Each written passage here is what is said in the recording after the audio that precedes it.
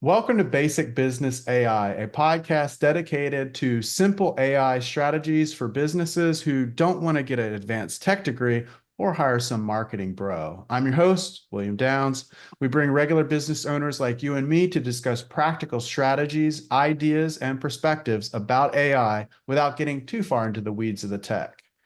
Basic Business AI is sponsored by Anabots. Did you know companies that were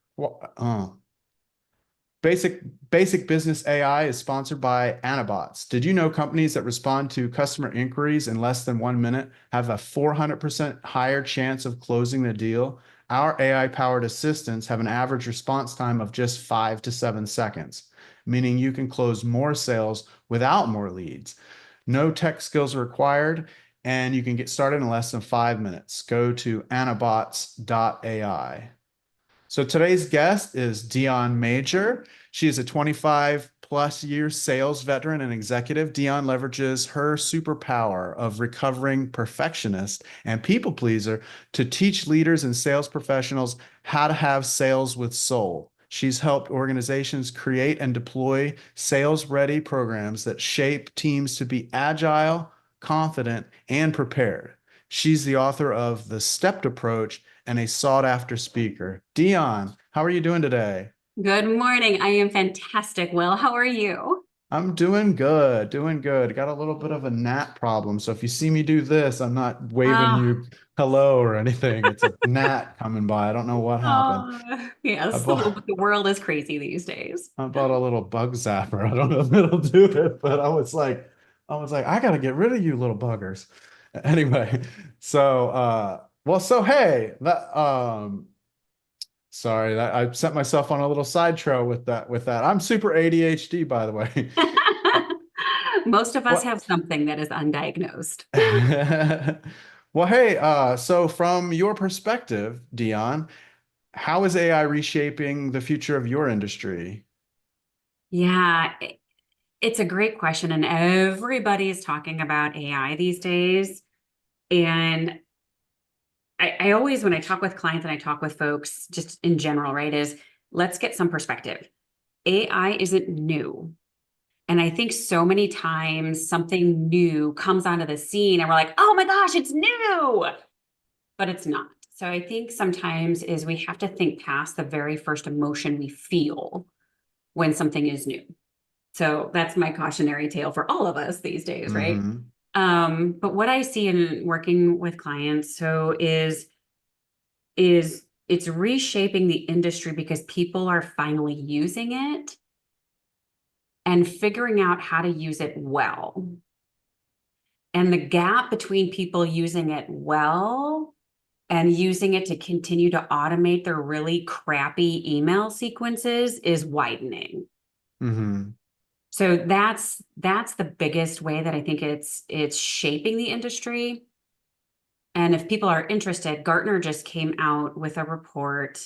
So for as a sales veteran, right? I'm always interested in what does the best sales motion look like? So just for context for people, and Gartner came out with their latest report of the three traits of high performing sellers, something like that. And Hmm. one of the traits is AI competency, for lack of a better term. If you go to their website, I'm sure you can see it and get the actual verbiage.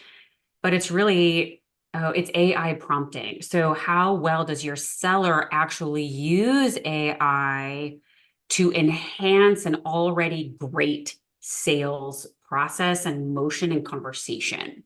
Hmm. So that's really what we're seeing is that gap is really widening as people that want to continue to do really well are figuring out how do I leverage this best to have really great personalized conversations. And then other people are still like, oh no, let's just use the spam cannon and send out 500 messages every day. It'll be great. We'll just use AI. And that is the really big difference I'm seeing right now. Does thoughts on that? What are you seeing?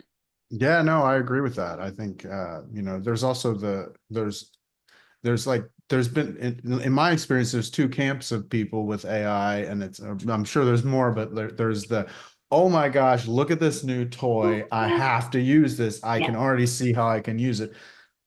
Guilty. 100%. And then there's the people that are like, this is going to take our jobs, this is going to Yeah. do this, this is going to do this, and it's bad for the environment. And there's Yeah. a million different ways to look at it. And I look at it like the internet.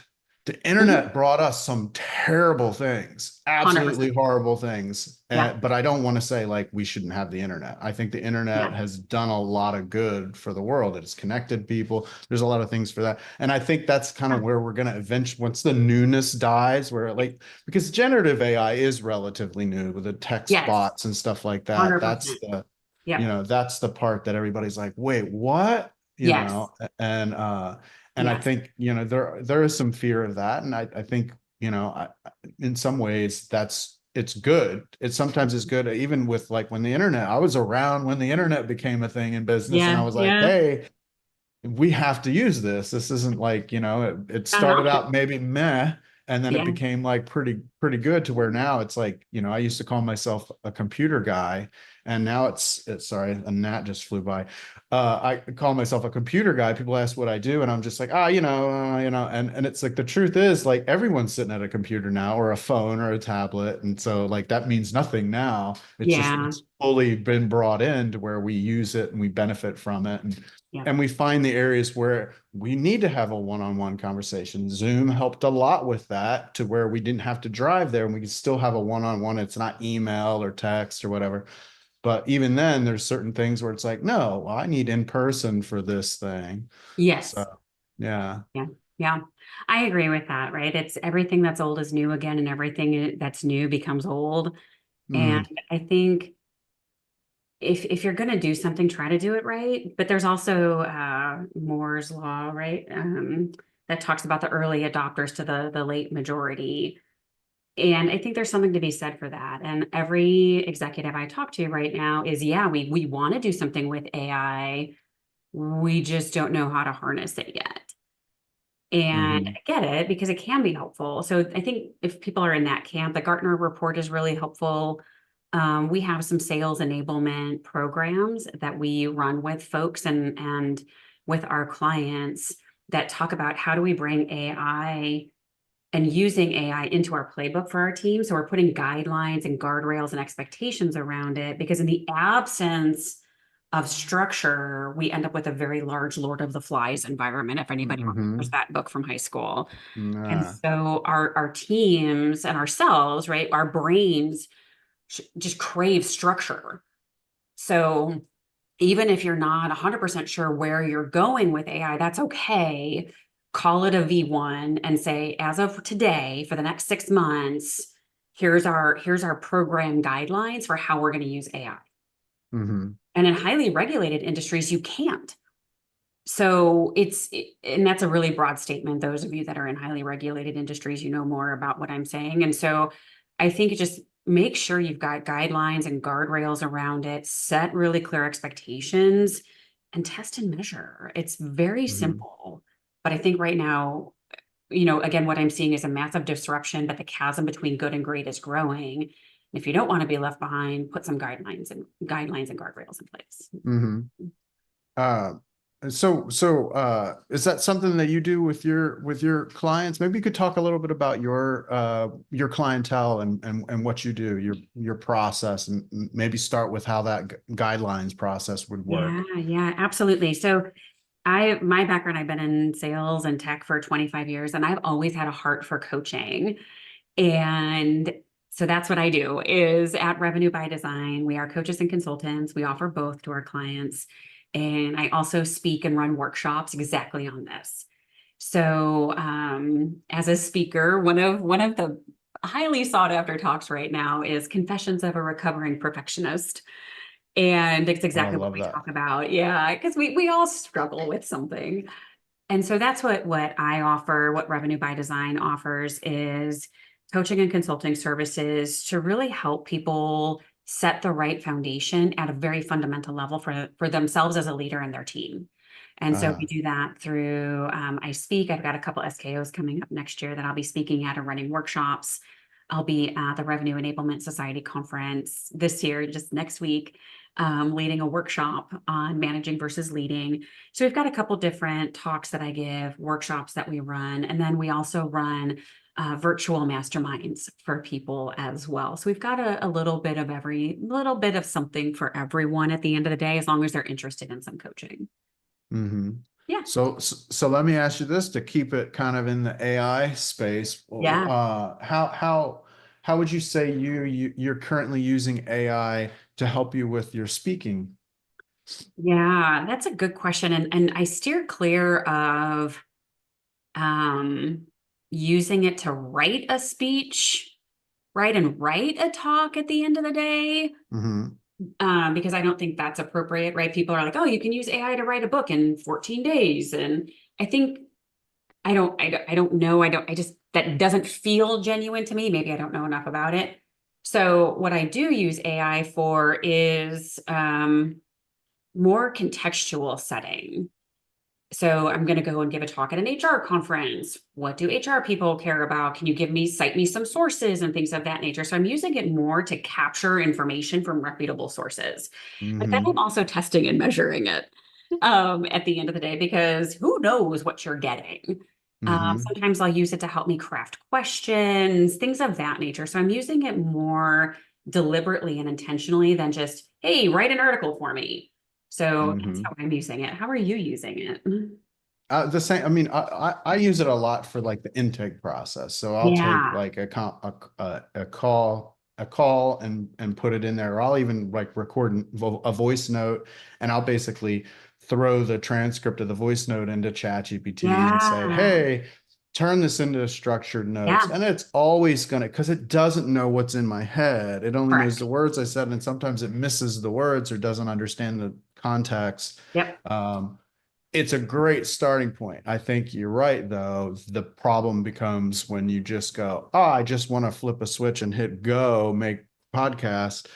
I mean, I think in some ways you can do that. Like, as an Yeah. example, this book right here, I spent 5 minutes just giving it some ideas, it was a gag gift thing. And it was like, oh, write a funny book. And you don't have to write it. Like, I've never read this and will never read it. It's terrible. But Oh, it's about like, it was a joke. Like, I just wanted to be like, hey, I made a book. Uh, yeah. and Oh it my gosh, sold out the one copy. that is so funny. I think that to me is I'm not going to say the right perspective. I don't think there's a right or wrong. I think it's more an issue of integrity and ethics. You know what I mean? Like, don't, it would be disingenuous to say this is a bestseller and like the Bible, you should read it. But then in the flip side, you're like, oh no, it was a gag gift, right? So just call Yeah. it what it is at the end of Right. the day. So to that point, that's really funny. So two things. So one, I'm a really big fan of Microsoft's Copilot.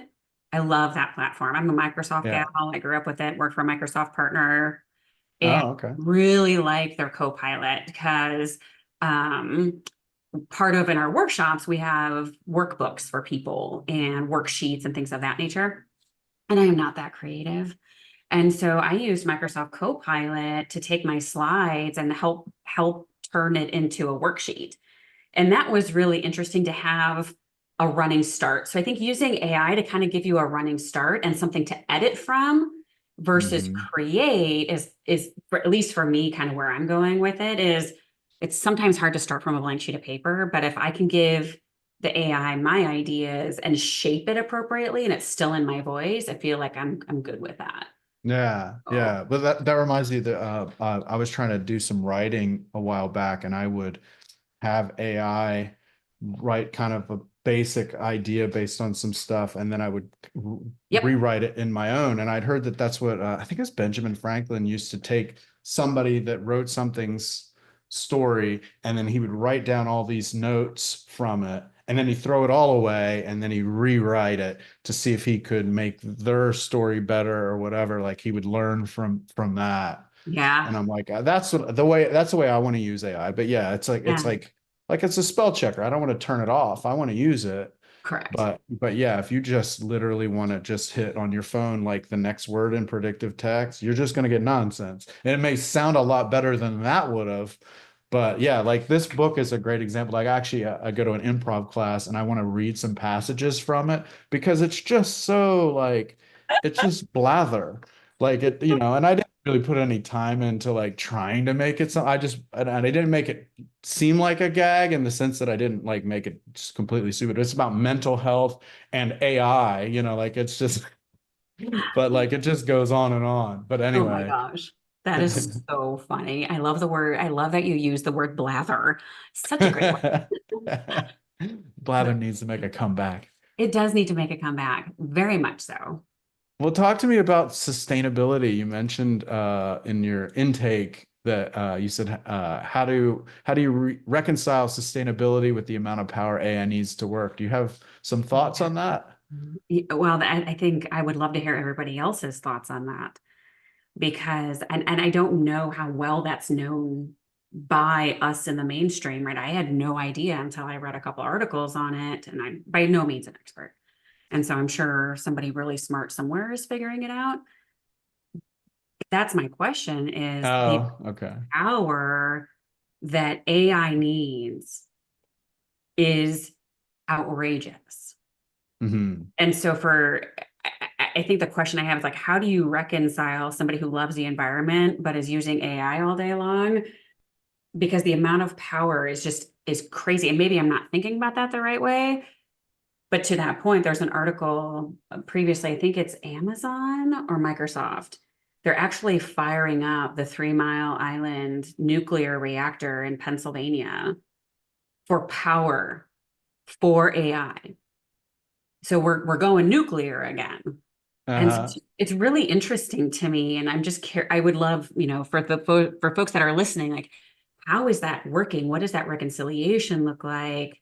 How are we still going to take care of our environment while using all this power? And again, it's just a broad question, and maybe I'm not asking it the right way, but it's a big question that I have for sure, Yeah, yeah. especially Well, for I think companies that are supposed to have sustainability policies. right. What does that even mean? Like, can you go carbon neutral and still have an AI play? I don't know.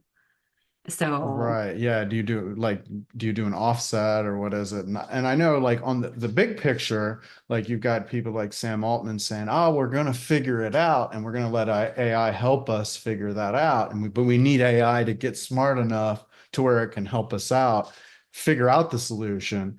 But yeah, it's I don't know if I agree with that, right? We got here without AI. I don't think that's the answer. I'm a simple gal, right? I'm a Midwesterner. I'm from Chicago. I still like paper and pen. It doesn't run out of batteries. I don't need Wi-Fi. right. I don't think we need Wi-Fi to help us with that. I think we need to be smarter than that and smarter than the machine at the end of the day. Because at some point, right? I go to my kid's little league game and or his soccer match or my daughter's silks tournament and it's nowhere to be found. So I don't think that tech is always the answer. Hmm. Sometimes it requires thinking and creativity and a non-technical solution.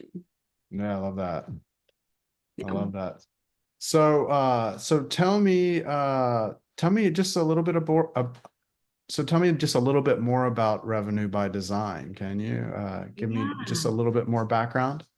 Sure. We came to market about 10 years ago and we came to market as inside sales by design. That is my background. I built and scaled a bunch of inside sales teams. And as you can imagine, Will, the world has changed drastically, not only in the last 10 years, but in the last 7 and exponentially in the last 5. So earlier this year, we rebranded to Revenue by Design and really morphed more into coaching and workshops and speaking.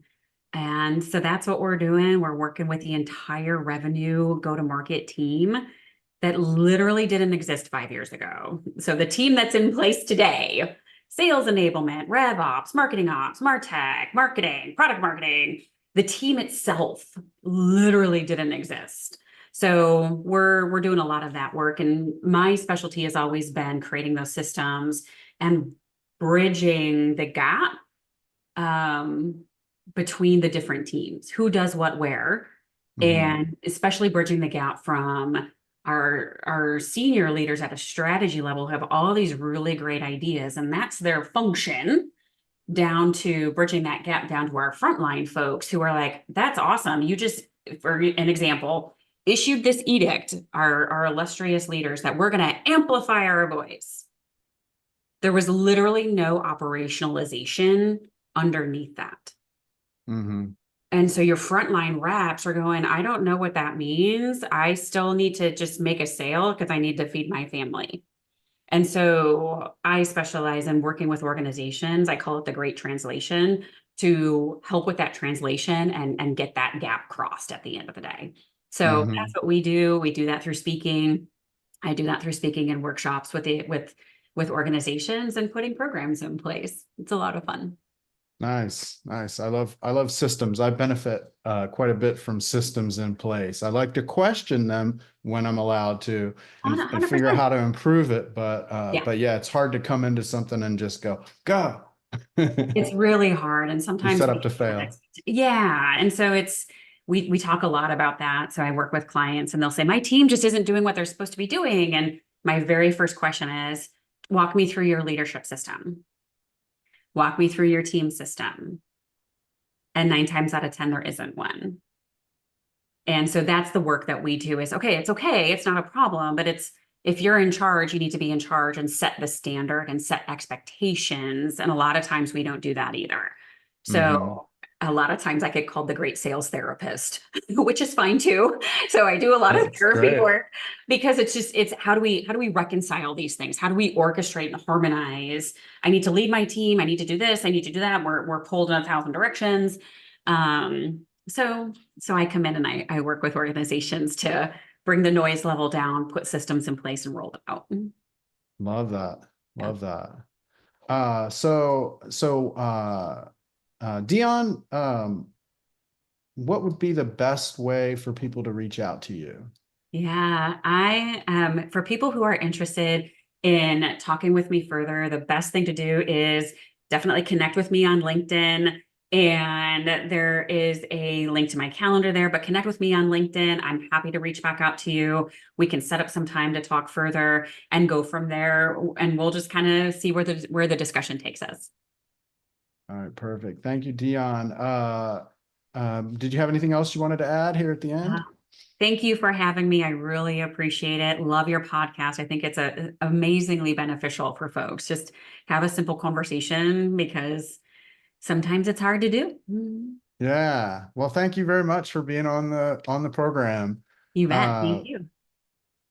so that's it. We're going to wrap it up. Thank you, Dionne Mejer, for a practical conversation about AI and its potential for business. You can learn more about Dionne by going to revenuebydesign.com. That's revenue-bydesign.com, or going to her LinkedIn. Dionne Mejer is her name. Mhm. Dionne Mejer. It'll be in the show notes. Perfect. Uh, let's see here. So I think that's it. Sorry, there's something else I'm supposed to read here. So yeah, all right. So if you run a business of and thank you to our listeners. If you run a business of any size or have some ideas or strategies around the topics of AI, we'd love to have you on a future episode as well. We interview business owners of all levels of experience and exposure to AI, so we can represent all voices, especially the 90% of us who are curious about AI, but not trying to be tech geniuses. You can apply to be on a future episode of Basic Business AI by going to basicbusinessai.com. And one more time, if you want to install a 24/7 AI sales and support team in less than 10% of the cost of a single employee, get yourself an Anabot. Learn more at anabots.ai. See you next time on Basic Business AI. Oh, and by the way, if you like this episode, tell your friends.